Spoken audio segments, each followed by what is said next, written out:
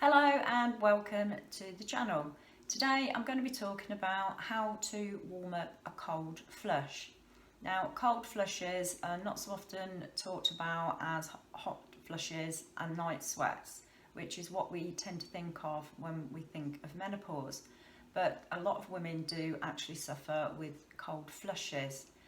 Now, cold flushes are caused by exactly the same thing as the hot variety.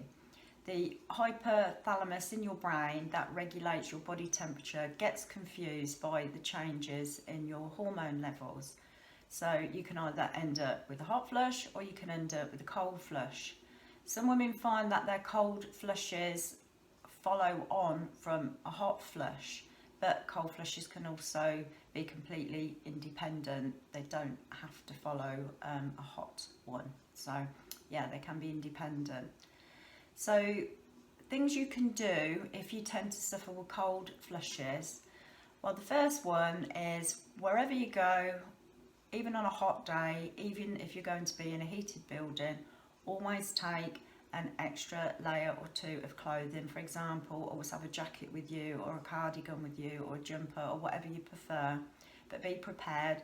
Make sure you've got another layer to put on when you're feeling really cold. When it comes to night time, obviously you can get night sweats and hot flushes during the night, but again, you can also have the cold variety.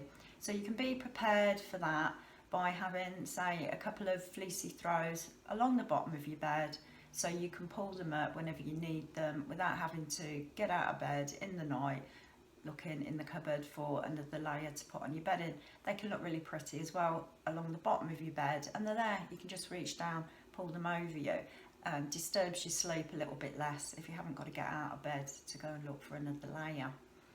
During the day, if you're having a cold flush, moving around, doing something physical will help you warm up. So you put on your extra layer or layers of clothing and then move around, even if it's just walking around, stamping your feet or doing a physical chore or trying to do a more physical part of your job. Get that blood pumping around. That can help you warm up. Now, if you do find that your cold flush follows your hot flush, you can end up getting caught up in the vicious cycle of going from one to the other.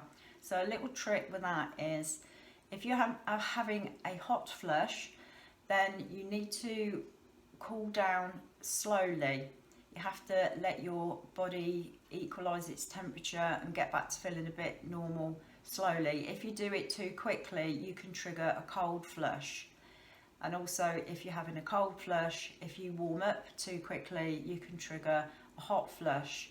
So allowing your body to regulate its temperature nice and slowly, little bit at a time, can help to break the cycle of going from boiling hot to freezing cold and back again.